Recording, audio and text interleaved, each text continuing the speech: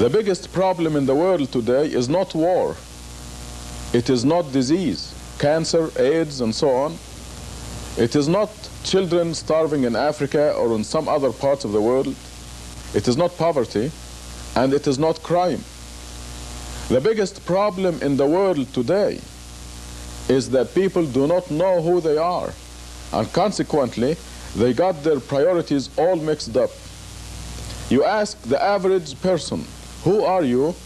And they will look in the mirror, and they will say, this is me. And they are wrong.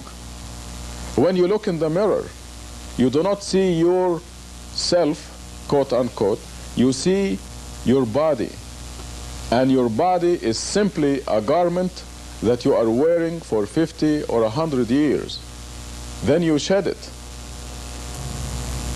You know, it's a matter of common sense. There is a difference between a living body and a dead body. The living body is full of vitality and spark, and when it dies, the spark is gone and becomes stiff, just like a piece of wood. And we know that something is gone, the person is gone. So we can easily agree that a person consists of a body and a soul, and the soul is the real person. And this is where the people fail to recognize who they are. If they knew that the body is not them, they will rearrange their priorities, and they will pay more attention to themselves, their selves, not their bodies. A person goes to school for many, many years, works hard, takes examinations, and even after school he gets a job to make some money and so on. All this to care for the body, a vanishing entity that will become stiff, dead someday. And when that day comes, almost everyone will look at that lifeless body and say, for this thing, I went to school, I worked hard, I took examinations, I earned a lot of money, and I spent it all to care for this thing, this vanishing, stiff part of me. What did I do for myself? There is something that we must do, and this is what life is all about. We have to rearrange our priorities, and this cannot result without knowing that I am a body and a soul, and I must put the body in the service of the soul. To drive the point home, just take an average person and ask him or her, what did you feed yourself today? What did you feed your soul today? Let's start with the question, what did you feed your body today? And they will tell you, I gave my body breakfast, lunch, dinner, numerous snacks, but they gave nothing to the real person, to themselves. What did they feed themselves? We nourish the babies. When we are born, we give the baby milk and so on, and then the baby grows, becomes a child, and we give him potatoes and meat and rice, and the body grows to 5 or 6 feet. But what did we do for the real person? This is the major question that we're addressing right now. This is what life is all about. People are giving attention to the vanishing entity and totally ignoring the real person. There is such a thing as food for the soul, nourishment for the real person. And now the new thing that I have for you is tangible evidence that there is food and nutrition for the real person. And the strange thing that is not known yet, is not commonly known anyway, is that just as the body grows, the real person or the soul grows in leaps and bounds. Maybe the body goes to 5 or 6 feet, but the soul or the real person grows to immense sizes. I don't want to confuse you right now, but the size of the soul can be as big as the city of Tucson. I'm not exaggerating. We now have tangible evidence that the soul can grow from a very small size, like a cat, to a huge size. And this makes it even more important to nourish and feed the real person. Now, what is the food for the soul? This tangible evidence that we just obtained tells us, the evidence, by the way, comes from the Creator, from God Himself. And He tells us that we must make contact with God every day to cause this nutrition and nourishment of the soul. Because the soul is literally a piece of God. And God says, if you have anything to do with me, with God, your soul will grow. If you remember, in the Bible at the beginning, God said He breathed into Adam the breath of life. So the soul is part of God's breath. And if we have anything to do with God, we grow. However, there is a specific set of nutrition that we can offer to ourselves. Another question that illustrates this biggest problem in the world, namely that the people do not know who they are, is that you ask the average person, how old are you? And he or she will give you a number somewhere between 15 and 85 years old. Wrong. Again. Any person, the real person, is a few billion years old. And this is the new information that we obtained from this new tangible evidence. You can easily see the problem if we illustrate a little bit how the human being consists of two entities.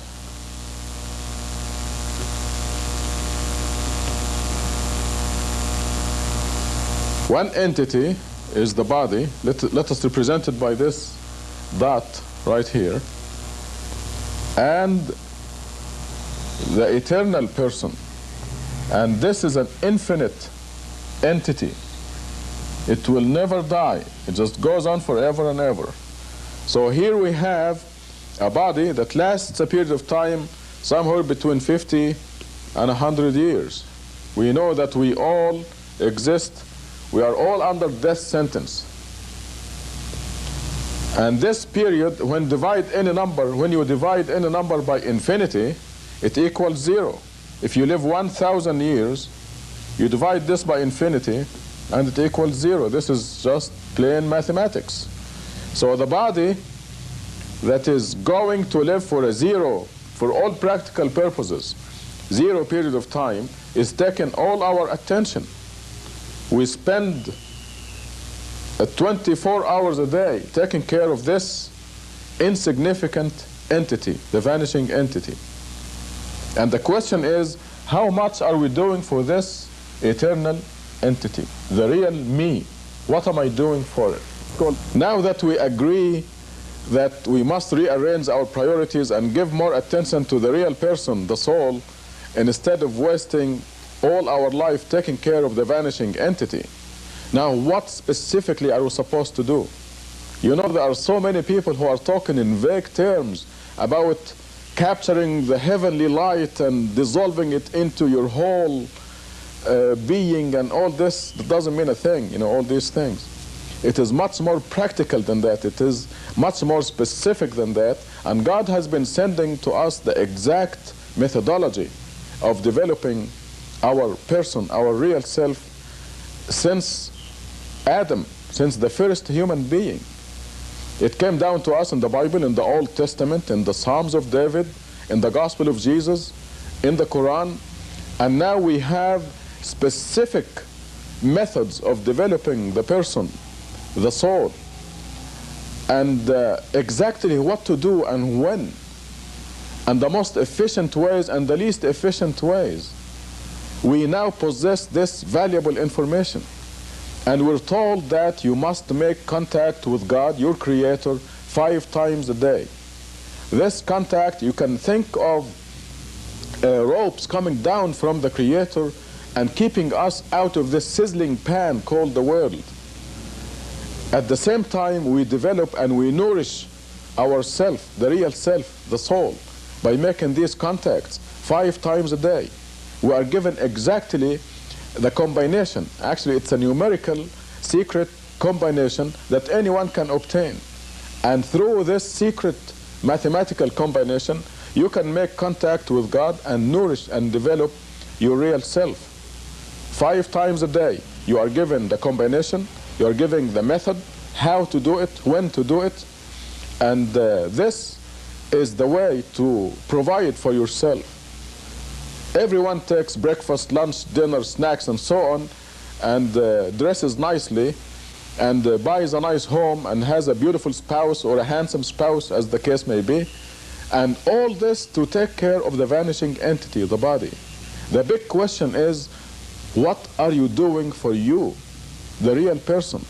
And you can agree with me now that this is the biggest problem in the world, not knowing who we are. You notice I mentioned making contact with God. And this is, I'm talking about a specific methodology. I'm not talking about prayer. Prayer is fine, and it will contribute to the growth and nourishment of the person's soul, the real person.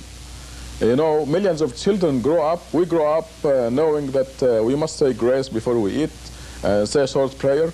God is good, God is great, please thank you for our food, and all that.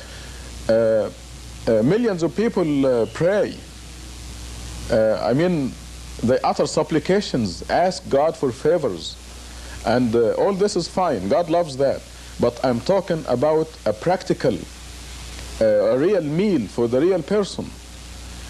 We have this physical evidence telling us exactly what to say, what sounds to utter. It is like the combination of a safe. You have this combination, a knob on a safe or where there's a treasure, and you have to turn it this way a certain number of times, and then this way to another number, and so on, and then you open the safe and you have the treasure. It is very similar to that. A numerical combination, a combination of sounds that you must utter, a combination of movements that you must do, and this is common to all religions. It came to us, like I said, in the older scriptures and the latest scriptures, and in this new discovery of a tangible, mathematically coded method. And if you contact me at the telephone number shown at the end of this program, I can discuss this specific method with you. And the contact with God is not the only way to develop the soul. There are many other methods, but the daily contact with God is the most efficient. This is the steak of the soul food. But for example, there is a method of fasting where you dictate on the body exactly when the body is going to eat or drink. And this, there's even a specific time of the year for that. So God told us exactly what to do to nourish our soul. And if this becomes known to you or to any other person, you can ask them, what did you do for yourself today? And they will not say zero or nothing, like most people would say now. The person would answer, I gave my body breakfast, lunch, and dinner, and I gave myself 5 good meals by contacting my Creator 5 times today. There will be a big difference. There will be the proper arrangement of priorities. Right now, the priorities are all reversed. People are spending 99% of their time caring for the vanishing entity and totally unaware, totally neglecting the real self, the real person. And it's a big shame, because when the time comes and we shed the body, we will really regret that we didn't give the real person, the soul, the proper attention. You know, it is very well and finally established now that money, fame, beauty, and so on do not bring happiness. There is always something missing. Did you see the Barbara Hutton story that was shown on TV the other day? I was listening to a special, Barbara Walters special. She was interviewing Eddie Murphy. Here is a movie star who's got everything. He has 2 Rolls Royces, a Mercedes, a Corvette. He's got a palatial estate in New Jersey, his family. Yet he told Barbara Walters there is something missing. We have to develop the real self in order to be happy. If you have a body that has everything, money, fame, everything it wants, everything the body wants, but the soul is not nourished, happiness will be missing. And this, now you can appreciate that this is the biggest problem in the world. And I know what you're thinking. You're probably saying, what is the catch? How much do I have to pay for this? Ironically, this very precious knowledge is free. It is just yours for the asking. And like I said, it is there's no mincing of words. There is no vague ideas. I'm talking about specifics. Happiness has been the most elusive goal for everybody. And now we know that material success, money, fame, and all this does not bring happiness. Now we have a concrete, tangible method by where we know, actually the secret of happiness, this most elusive of our goals, has been unveiled. And you ask all the philosophers and the people who have a lot of experience in life, and they will tell you readily that material success does not bring happiness. Money, fame, success, all this does not bring happiness. And I mentioned to you Eddie Murphy as an example in his interview with Barbara Walters. But now we have a concrete method with a track record that tells us that this most elusive of our goals, happiness, is actually attainable. And the secret is in developing and nourishing the real person. The people are unaware. They're going about their life totally unaware, totally neglecting the real self. And if they only develop and nourish the real person and put their priorities in perspective, happiness will be readily theirs. I'm not talking about something over there in heaven somewhere where you have to die first, stay in the grave millions of years, and then get resurrected in order to be in paradise and all that. I'm talking about happiness, victory, success, the real thing here in this world. It's just like I mentioned earlier, like the combination. You turn that combination to the right, left, and so on in the correct numbers, and you open it and you have the treasure. Now, you do the specific procedure just like a cookbook recipe. It's just as simple as that. I'm not exaggerating. God told us exactly how to do it, what to do, and what to say, and the combination is very specific. You do it and you get the results. As you see, it's been all common sense.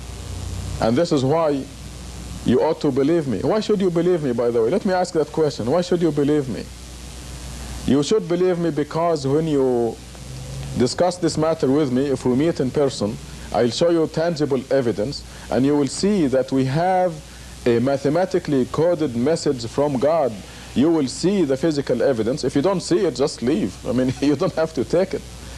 You look at the evidence, you see it is tangible, concrete, and you see the results, and you visualize the whole thing. I mean, it will be in front of you.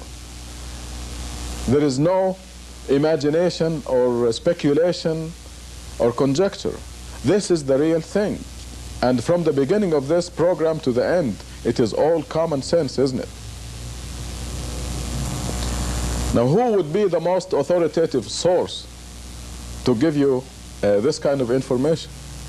The Creator, the one who created your soul, the one who breathed into Adam from his breath. Your soul is a piece of God, and the source of all this information is God. And you will see it supported by physical evidence. This is a new stage in human history, and you can be one of the pioneers to discover this. The discovery, by the way, is very recent, and maybe 50 years from now everybody will know about it. But right now only select few, the elite of the elite, knows it. And you can be one of those. God willing, it will be known in a shorter time than 50 years. But you can grasp this opportunity now. you live in this world only one life, and then we move on to a new stage, the eternal real life, where everyone is assigned a rank and a position depending on how much you nourished your real self. Can you hire a child as a pilot or an engineer? You can't. Therefore, you have to develop the real person and grow and nourish in order to be strong enough for the eternal real life that will come after this world. And then you'll be assigned a prominent rank. And like I said, you don't have to wait for that. Happiness, real happiness, and the consequences of nourishing your soul begin right here. God's promises have to be a fact. And God says He promises those among you who believe and lead a righteous life that they will be sovereigns on earth, kings and queens on earth. And when God says that He promises, it is done. What I told you is a very condensed summary of this major historical event. Needless to say, there is a lot of detail that anyone can come and see me and talk about it and discuss it. They can demand the proof. Where is the physical evidence, the concrete, tangible evidence you're talking about? They can come and ask me that, and I will show it to them, and then they can make the decision themselves. They have got nothing to lose. And this is all free. I'll never ask him for a penny. So they can come and see me in Tucson at 739 East 6th Street. Or better yet, call and make an appointment, and I will sit with them and show them the proof. The telephone number should be shown at the end of this program. It is 791-3989.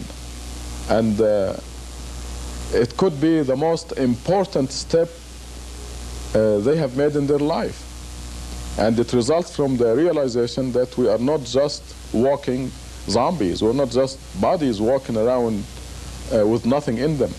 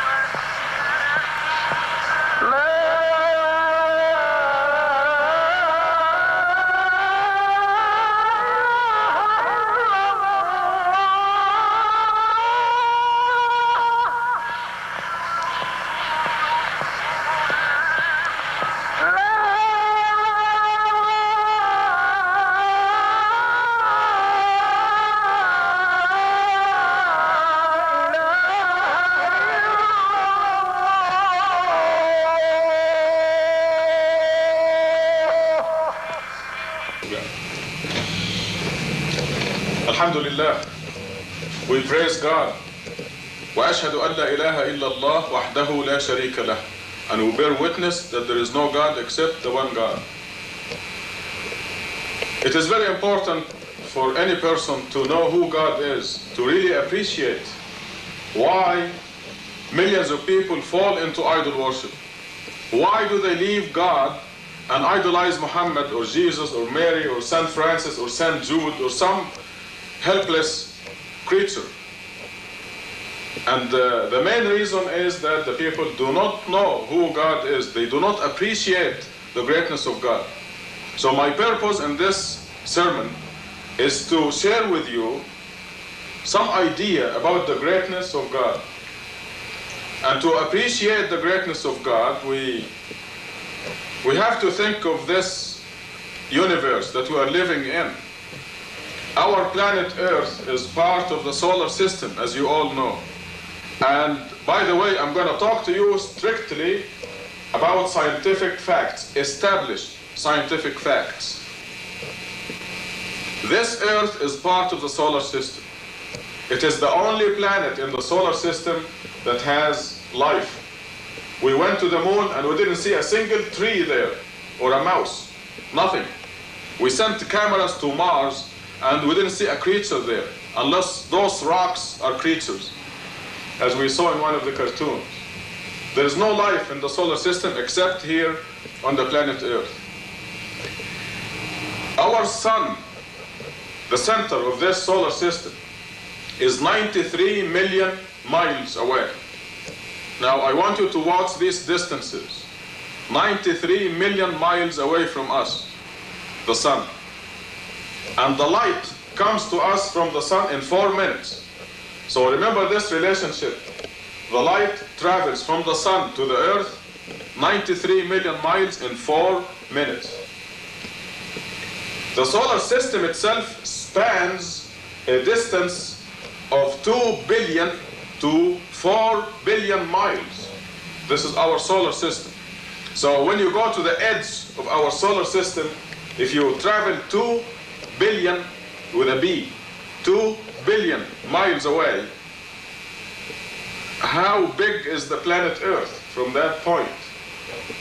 It will seem small. Okay, let us now go a little further. Let us talk about the galaxy, our galaxy. As you know, it is called the Milky Way galaxy. And the solar system is one, the sun of the solar system is one of 1 billion suns or stars in our Milky Way galaxy. It will take 4 minutes for the light to travel from the sun to the planet Earth, 93 million miles. You know how long it will take to cross the Milky Way galaxy? If you travel at the speed of light, you will cross the Milky Way galaxy, our galaxy, in 100,000 years, not 4 minutes, or 10 minutes, or 1 hour, or 10 hours, or 10 days, or 10 years. It will take you 100,000 years to travel across the Milky Way galaxy, our galaxy. Now, so if you go to the border, the edge of the Milky Way galaxy, and try to find the planet Earth, where is it? It's minute, isn't it? Just a tiny mote. You know, when you look in the sunlight and see these little things flying, those are called motes. And the Earth is not even that within the Milky Way galaxy. Well, let us travel, let us go on a little further. Let us go to our next door galaxy, our neighbor. You know how far it is, our neighbor galaxy? 2 million light years away. So if you're cooking something and you want to borrow some salt or some sugar from your neighbors, don't go to the next door galaxy. It will take you 2 million years going at the speed of light and 2 million years coming at the speed of light, and your cooking will be all gone. So 2 million light years from our galaxy to the next door galaxy. Now, so if you go to the next door galaxy and try to find the planet Earth in the Milky Way, what are your chances of seeing the planet Earth?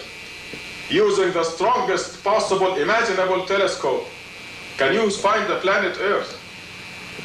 How about your house, or you, or any human being like Jesus or Muhammad?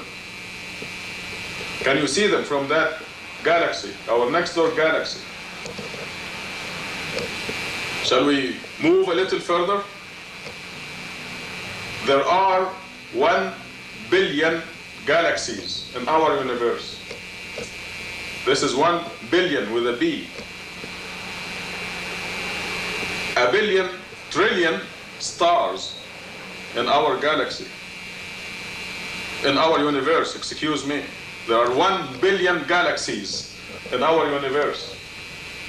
1 billion trillion stars in our universe. Our universe now has distances of 10, 15, up to 26 billion light years. Distances within our universe. And you can easily imagine this now. If our next door galaxy, and these are all, I remind you, these are all scientific, established scientific facts. 26 billion light years within our universe.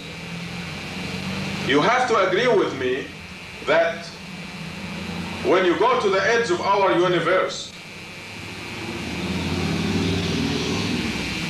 it is hopeless to try to find the planet Earth. It is such an insignificant speck in God's kingdom.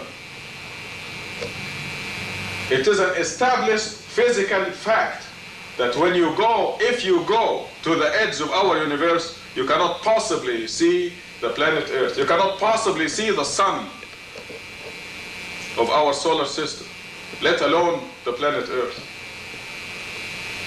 So that's our universe. Before we leave our universe, that's the next step.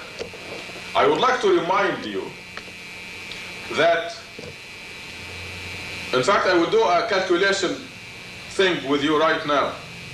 Let us say the number of stars in our universe is not 1 billion trillion. Let us just take a smaller number, quintillion. Quintillion. That's a smaller number of stars in our universe. And let us count from 1 to quintillion, taking 1 second per count. It's like, let us say we're counting the stars. 1, 2, 3, 4, 1 second per count. So you take 1 quintillion, divide by 60. You get the number of minutes it will take you to count from 1 to quintillion. Then you take this number and divide by 60 again. You get the number of hours it will take us to count from 1 to quintillion. Now you take this last product and divide by 24, and you get the number of days it will take you to count from 1 to quintillion. These are physical facts, as you see, just a simple dividing by the seconds, the minutes, the hours, and the days. Divide by 7, you get the number of weeks. Then you divide by 4, you get the number of months. You divide by 12, you get the number of years. It will take you to count, just count, a quintillion stars. You know how long it will take you? How many years? This is a mathematical, physical fact. It will take you 32 billion with a B, 32 billion years, just to count a quintillion stars in our universe. And God created them. God didn't just count them, God created them. And we are talking only about stars in our universe. We're not talking about the planets that go with those stars. We're not talking about the uncountable decillions of heavenly bodies and meteorites that are in our universe. We're talking only about stars. The sun is one of the stars, our sun. By the way, it is one of the dim stars. The bright stars, the definition of a bright star is, it must be at least 1 million times as bright as our sun. Look outside and see how bright the sun is. A bright star has to be 1 million times as bright as this, as our sun. We had a conference here at the University of Arizona that dealt with bright stars only, and the sun was not one of them, because by definition a bright star is 1 million times as bright as our sun. So it will take you 32 billion years just to count, not to create, just to count a quintillion of the billion trillion stars we have in our universe. That's our universe.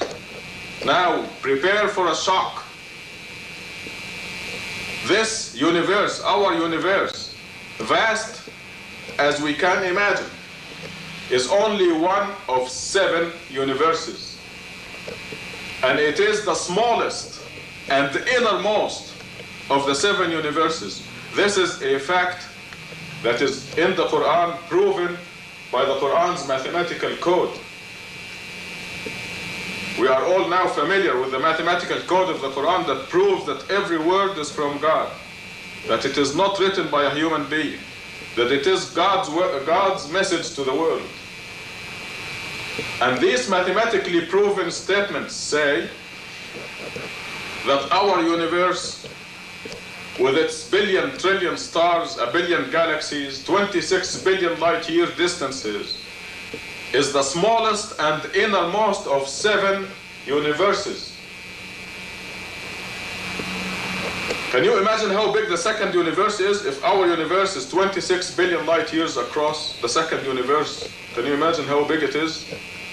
How about the third universe? The fourth that is around these? You can imagine 7 balls inside each other. The fifth universe, I don't think you can imagine the size of the fifth universe. How about the sixth universe and the 7th?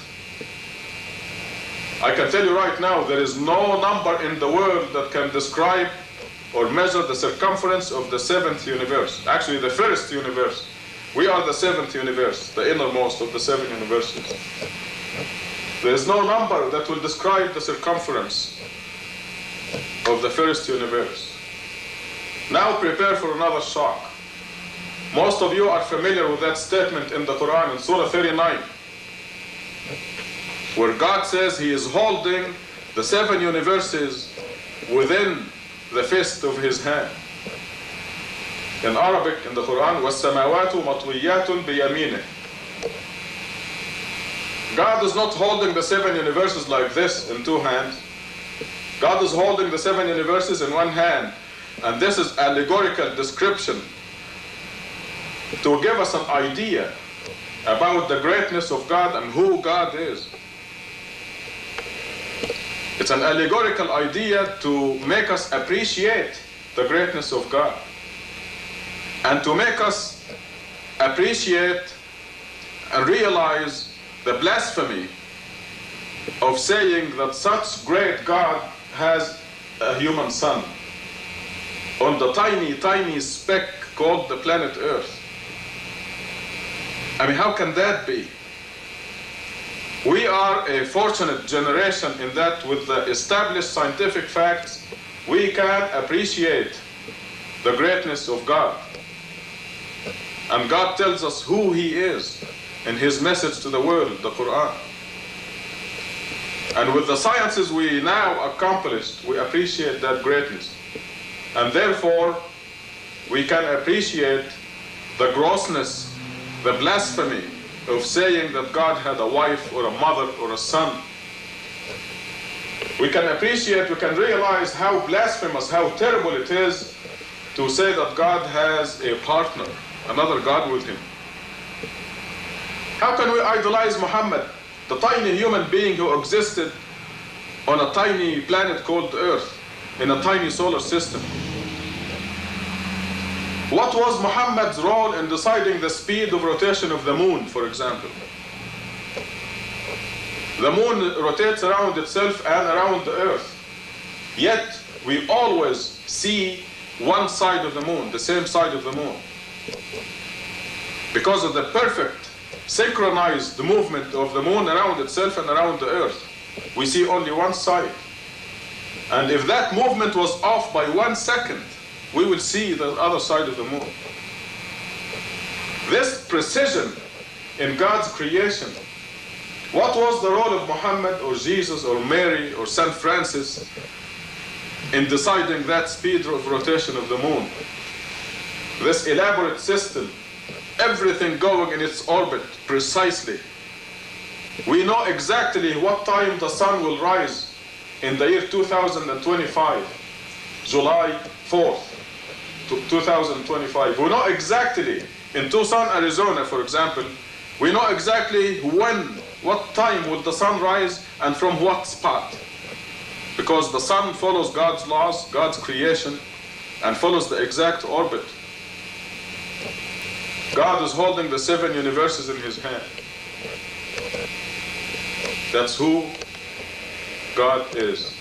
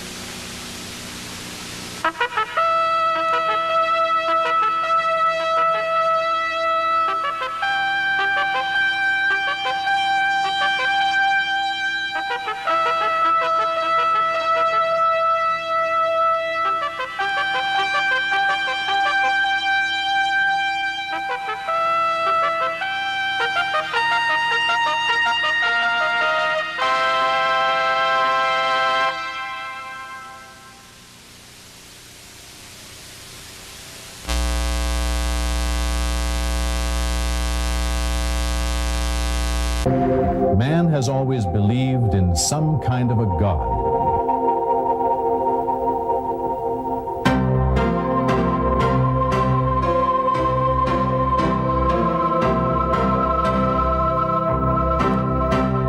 This need to believe in a supernatural and omnipotent being led many to search for a God, start wars in the name of a God, even create a God if they had to. Hello, my name is Bill Buck. In this report, we are going to present to you what we call the ultimate miracle. You see, when man chose to believe in gods, most of these gods had one thing in common. It was required that they be feared, worshipped, served, and revered. Numerous religions sprang up to serve these gods. Some of the oldest religions still exist today, namely Buddhism, Hinduism, and Shintoism. Some of these religions believe in many gods. For example, a god of fire, a god of water, a god of love, a god of prosperity, and so on. Then came the monotheistic religions, those that believe in one God, all of which are considered major influences in global history and affairs. These are Judaism, Christianity, and Islam, and significantly, they share a common belief in one global history and affairs. These are Judaism, Christianity, and Islam, and significantly, they share a common belief in one supreme God. Perhaps the best way to portray these is to look at Jerusalem, where all three religions mingle. We have a historical account of biblical and other prophets and the miracles that they are credited with having performed. There was Moses, who we are told talked to God and led the Jews out of bondage and brought them the 10 Commandments. He even parted the Red Sea when pursued by Pharaoh and his troops, according to the Bible. There was Jesus Christ, who is the Son of the living God to Christians. Through him, Christians entered into a new covenant with their Creator. Lastly, there was Muhammad. Muslim history tells us that in Mecca, God revealed to him the Quran, the Muslim holy book, which is recited fervently and followed by 1/5 of the world's population. For many centuries, and in spite of man's experience with religion, there still remain many mysteries. The most baffling and complex mystery of all remains the identity and the concept of this God that man has never seen and yet believes in so religiously. This sea of religious confusion has been swelling all the time. Many religions, all claiming to be right, began to break into sects. During all this time, man was advancing economically, socially, militarily, and intellectually. Man continued to advance technologically at an unprecedented pace. But in terms of religion, he was still in this sea of confusion, often misled by tricksters and deeply disappointed with his unanswered prayers to this unseen God. Disappointment and confusion led many to lose their belief. Agnosticism and atheism have become widespread. Many now openly reject or at least question the existence of this God who has been so popular throughout the ages. The theory of Darwin became the accepted opinion of many scientists and scholars who were able to draw supportable conclusions from the proof and arguments presented. But now, most scientific and religious thinkers realize that there are deeper questions. So, where does that leave us? Are there any real solutions to this religious dilemma? On the one hand, man cannot accept the illogical practices that religion dictates to him. Yet, by denying God, man still doesn't find the answers to some of his most burning questions, such as, who am I? Why am I here? Is there a God? What is the purpose of life? Just when man's tolerance to manual labor reached a limit and the Industrial Revolution lay around the corner, now an intellectually enlightening revolution seems to be around the corner. Previous generations were converted to believe in God by means of miracles. However, modern man cannot believe in God because of these. He has watched men walk on the moon. He is presented daily with the latest technological marvel. He has come across too many false claims, fake miracles, and fake prophets. He has become very cynical, especially when it comes to ancient myths and beliefs. With some arrogance, he believes that he knows more than his forefathers, let alone those ancient reporters of fantastic events. He wonders what they would have thought of some of today's miracles. Today's man needs something substantial. He needs an ultimate miracle. All the miracles that were supposed to have converted man over the ages were limited to a particular geographical location or a time period. By definition, an ultimate miracle would be something that is perpetual, not limited to a certain century or geographical location. It would be for all of the people to see all of the time. It would be something that is physical, touchable, examinable, verifiable, and irrefutable.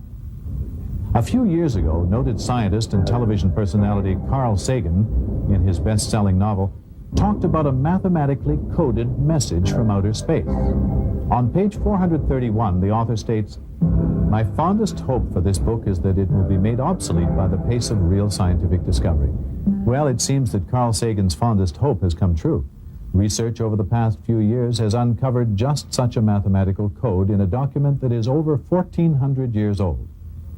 There are other miraculous aspects to this document. For instance, only in the past 20 years has science been able to witness the development of the fetus in the very early stages.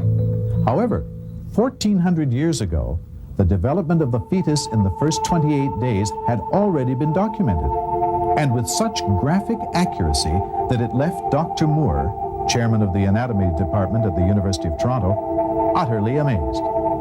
For at this stage, the embryo is only about 1/10 of a millimeter long and would appear like a dot to the human eye. To discern its shape would require a powerful microscope.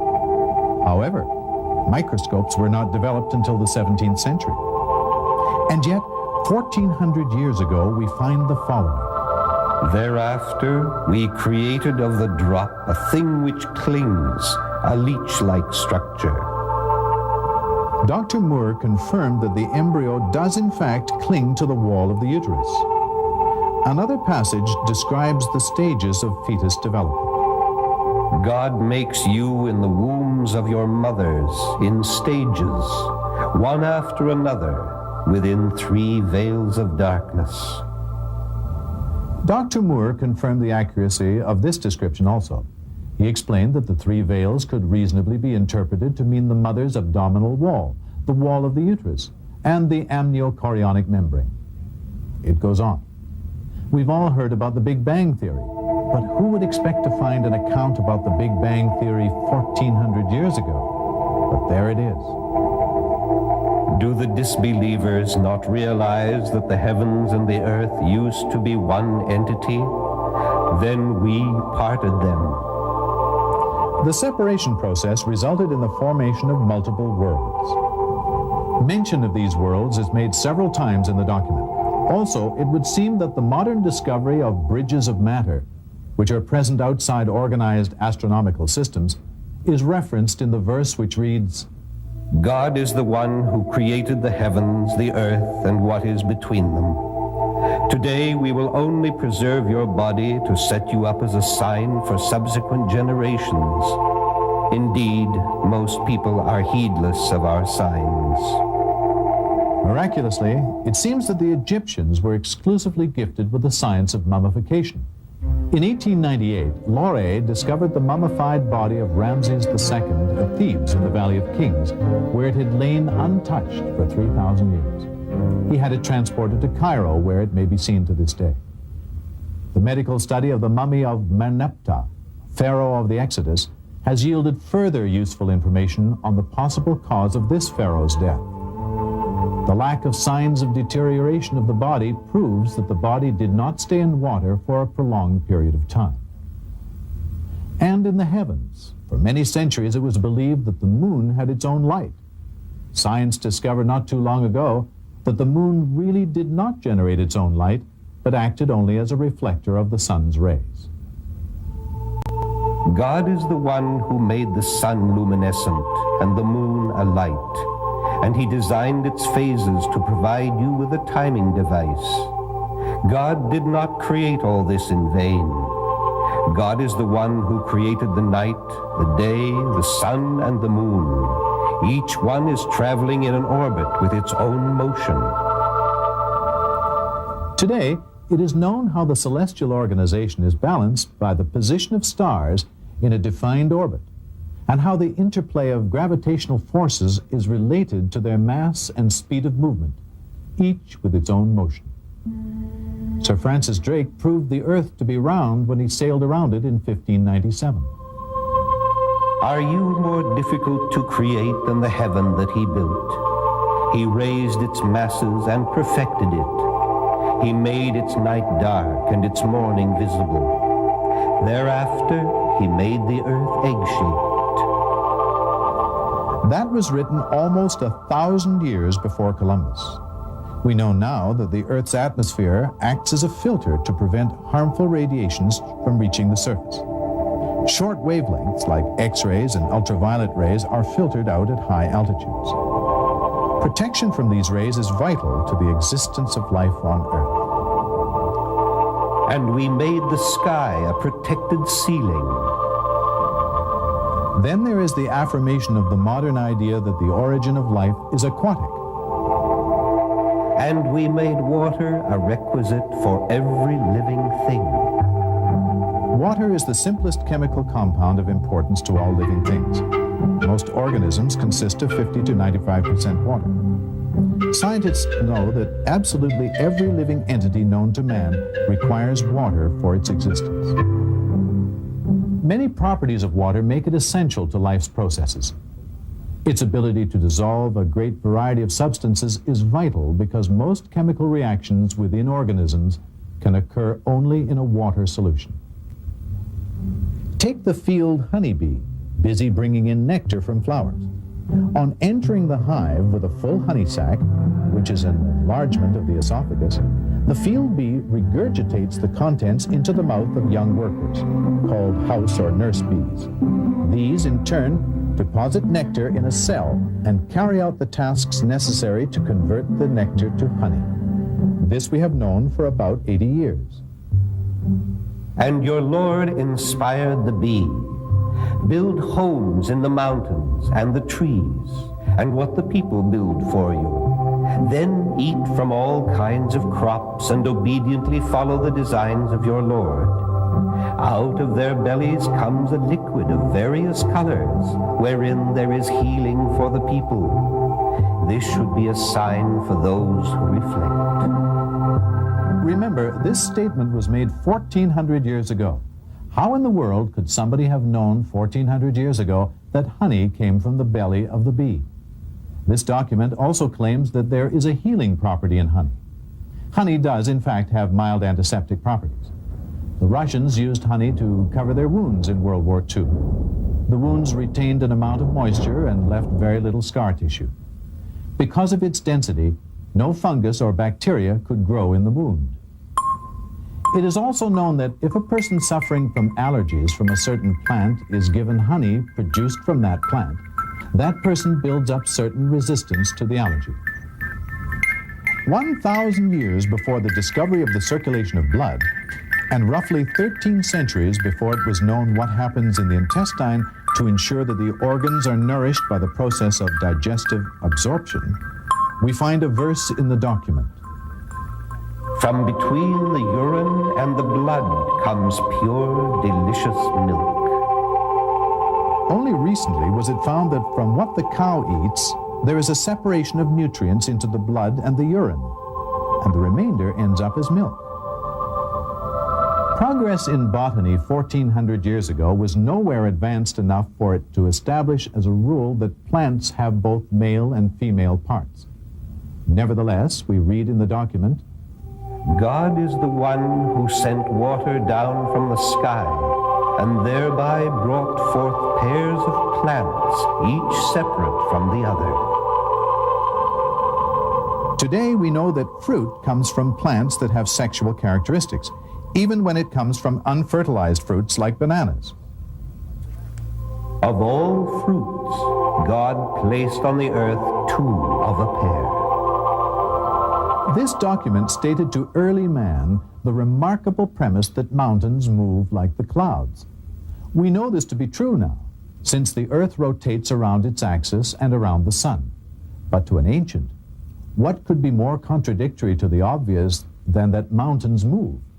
And yet, when you look at the mountains, you may think that they are standing still, but they are moving in the same manner as the clouds. Such is the creation of God. We know now of continental drift, of folding, which forms mountain ranges. The Earth's crust is like a solid shell on which we can live, while the deeper layers are hot and fluid. Have we not made the earth an expanse, and the mountains stakes? The stake-like stability of the mountains is linked to the folding phenomenon in that the folds provide the foundations for the reliefs that form the mountains. From this aspect, they are indeed like tent stakes driven deep into the ground. He makes his chest straightened, like one who climbs towards the sky. Fingerprinting became a scientific method of identification in the 1880s with the research of Sir Francis Galton. Galton calculated mathematically that no two persons could have exactly the same fingerprint patterns. We can even reconstruct the tip of his finger. All of these scientific phenomena have been taken from the same book. Other examples contain infinitely more precious data, which directly relate to facts discovered by modern science. But it took modern computers to discover them. It is only now that the numerous verses of this text have finally become comprehensible. Dr. Maurice Bucaille, an eminent French scientist, says that it is impossible to explain how a text produced 1,400 years ago could have contained ideas that have only been discovered in modern times. Many other scientific phenomena, the barrier between salt and fresh water, the branch-like progression of combustion, all were mentioned 1,400 years ago. In a notable recent experiment conducted by NOVA, it was found that at the exact moment of death, there is a slight weight loss in humans, but not animals. This document states that at the moment of death, God takes the soul away. And now we come to the most incredible significance of these discoveries. Remember, we said that modern man needs an ultimate miracle to release himself from the bondage of religious frustration and confusion about his Creator. Well, it so happens that this ultimate miracle does exist in this document, the identity of which we are about to reveal. This ultimate miracle exists in the form of a scientifically proven mathematical code that is touchable, examinable, verifiable, and utterly irrefutable. Not only does it prove that the author of this divine document is God Almighty, but it also serves as the first physical evidence for the very existence of God. And it serves as a means for preservation, for the document itself, so that the reader knows that every word, indeed every letter, is from God Almighty. This document is the Quran. And the ultimate miracle is the perfect and unchallengeable mathematical code. This mathematical code, this signature of the Creator, has always been here in the Quran for all to see. But only recently was it revealed, and then only with the help of a modern computer, by Dr. Rashad Khalifa, the Imam or minister of the Mosque of Tucson. Briefly, let me explain. The Quran consists of 114 chapters. 29 of these chapters are prefixed with letters that remained mysterious for 1400 years. Nobody knew what they meant until now. Before we go into details of this, let us look at a simple example that will allow us to realize the magnitude of this miracle. Take a simple sentence like, Jack and Jill went up the hill. There are 7 words and 24 letters in this sentence, and this is called the simple mathematical structure of this sentence. Now, let us try and change this mathematical structure, but still try and convey a specific meaning in good English. Let us say we want to convey the same meaning with a sentence containing 7 words and 26 letters. We must pad 2 letters in Jack and Jill went up the hill. In trying to do this, we soon see that the word Jack and the word Jill cannot be changed. The word over cannot be substituted for up because it conveys a separate meaning. Similarly, the word the cannot be replaced by a because a hill refers to any hill. In other words, it becomes pretty difficult to change the mathematical structure of a simple sentence and still have an accurate and acceptable statement in English. Now, how about if we try and group sentences that convey specific meanings into a mathematical pattern, not only controlling the count of total letters, but also the count of specific letters within words? Suppose we want to take Jack and Jill went up the hill to fetch a pail of water and change the total number of A's plus the total number of I's to 9 instead of 8. There are 7 words containing the letters A and I that make perfect English and cannot be changed. So we can only try and change the rest of the words, but this will again convey a different meaning to the sentence. It quickly becomes apparent that changing this structure to fit a pattern is almost impossible for just one sentence. Prepare for the shock. The document, the Quran, contains an exquisitely sophisticated control of letters across chapters, within chapters, in combination of letters between words, in total number of sentences, in total number of words, all interlocking with one another, rendering it impossible to duplicate, even with the most powerful computers. Yet, it remains very simple to understand. For example, 29 chapters, roughly 160,000 letters, are prefixed by mysterious letters. Chapter 50 starts with just Q. Chapter 2 has ALM. Chapter 19 has 5 letters as a prefix, KHYAS. Please note that we have chosen English equivalents of the Arabic letters for simplicity of illustration. It was found that the letter Q occurs in chapter 50 exactly 57 times, or 19 times 3. The A's, L's, and M's in chapter 2 occur a total of 9,899 times, and so on, without a single exception in all the initial chapters, with the occurrences in multiples of the number 19. At the same time that the A's, L's, and M's are controlled in 7 chapters that have ALM as a prefix, the A's and the L's are part of the Arabic word for God. the occurrence of which is also being controlled, as you will soon see. At once we realize that there is a deliberate superhuman design that binds the book's chapters, verses, words, even letters. For if one letter was changed, deleted, or added, the whole system collapses.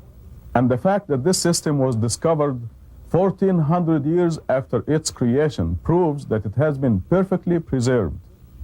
The foundation of this mathematical code is the opening statement. In the name of God, most gracious, most merciful, and this contains exactly 38 alphabets, or 19 times 2. In the language of the Quran, Arabic, it contains exactly 19 alphabets and 4 words.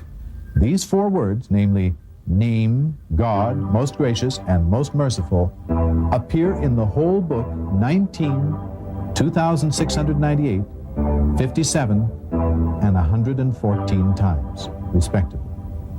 All these are multiples of 19. The total number of verses are 6,346. The total chapters are 114. Again, multiples of 19. We are beginning to see that this unique code must have been pretty difficult to construct. On it are 19. Indeed, by the moon, by the night as it passes, by the morning as it shines, this is one of the greatest miracles. Greatest miracle indeed. And now we realize that 19 is the Creator's signature on everything He created. For example, you and I have 209 bones in our bodies, 19 times 11. A full-term fetus remains in the mother's womb 266 days, 19 times 14. The sun, the moon, the earth line up in the same position every 19 years, and on and on and on. The viewer may wonder, why 19? Well, using our ancestral system of numerology, the Arabic and Hebrew word for one has a value of 19. And this is what the message of Quran is. One. One God and one brotherhood of nations under God. The Quran was written under God's direction. One thing is clear. No human being could have written such a complicated and perfectly mathematically coded text. Not then, not now, even with the aid of computers. One of the most important functions of the Quran's mathematical code is that it proves and authenticates by physical evidence all the miracles of the previous prophets and messengers. Moses parted the Red Sea. Jesus revived the dead and healed the hopelessly blind and the leprous, and so on. Now these miracles are mathematically composed within the Quran and proven by this code to be true. God was the witness. His words are divine. And what he has proven by means of the ultimate miracle is that the Quran is indeed his word, the word of God. Therefore, let us look to it to answer some of our most crucial questions, such as why are there famines, disasters, and diseases? And what is the overall purpose and meaning of life? And what of peace, that elusive dream of the righteous, universal man? Given now that the message of the Quran is one God, one brotherhood, think of it. All the power and love in the universe in one supreme being, who has assured us that he not only exists, but communicates without question to those who believe and seek out the truth. His laws and commitment. Imagine what can be achieved by following his laws and directions.